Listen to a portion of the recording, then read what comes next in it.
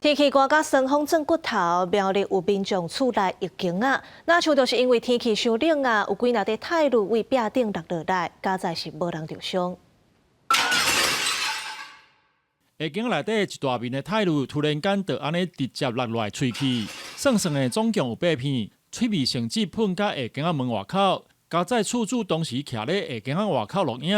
若是有人拄好伫下境内底，可能就会被喊着伤。最近气温降落来，冷气团一波接一波。苗栗市有民众亲目睭看到徛在下境的泰鲁，敢若因为天气伤寒落落来，迄个时阵嘛惊到。地板上有像那种小小的一点点的那个水泥块，然后再看那个墙壁的那个线条好像不是这么平整，我就想说该不会这个瓷砖已经要爆掉了吧？结果我拿手机起来正要拍的时候，它就瞬间引爆，吓死了。